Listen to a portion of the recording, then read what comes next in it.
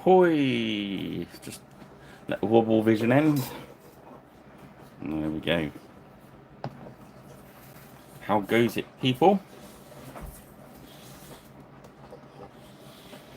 Hope everyone's managing to keep their minds in the heat, if it's hot where you are.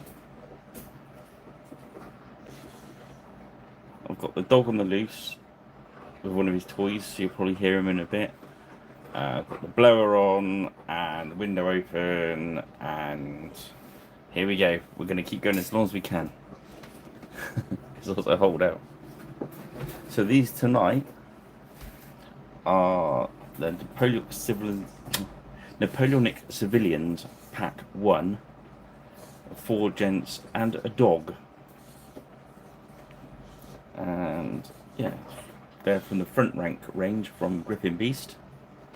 So without further ado, we shall crack on. Evening, Kubla. How goes it? Let's start with our usual favourite, Moonstone Skin.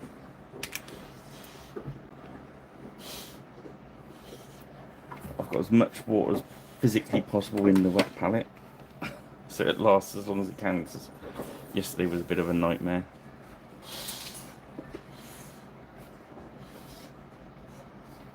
I'm going to see if I can zoom in just a little bit more.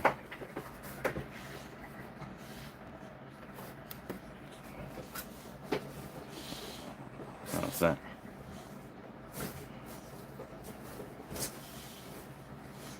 Yeah, we're trying to...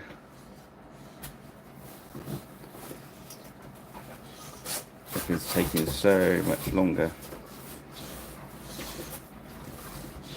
Yeah, so I mean, I grabbed them a while back to use as civilians in Empire of the Dead, because I do love that game, but getting decent sort of steampunky Victorian style. Artemis, how are you? Things was kind of hard, and then I saw these and thought, oh, they will do it.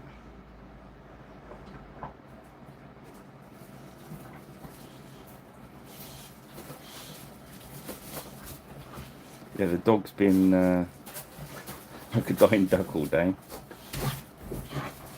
And then 2 minutes before I put the camera on, he decided it's playtime.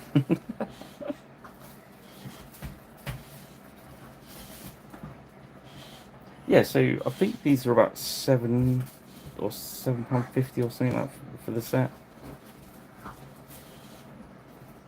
There's a second set, which I'm going to try and do next week maybe, which is the a gent on his horse and some ladies in posh sort of frocks.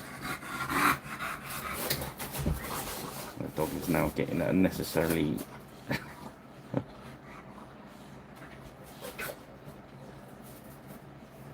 literally, he's been led around all day, and I think that's what it is. He's had some food and it's kicked in.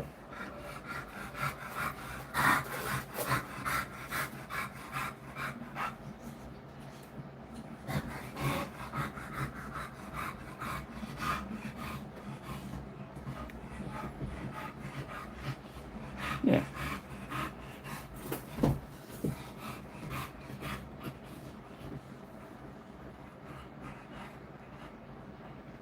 I thought they were pretty cool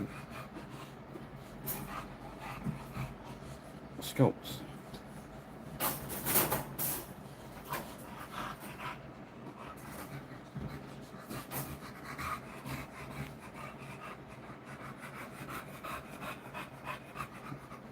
The dog's wearing himself out quite quick, so if we bear with him for a minute, I'm sure he'll lay back down. You don't need flesh on the doggy.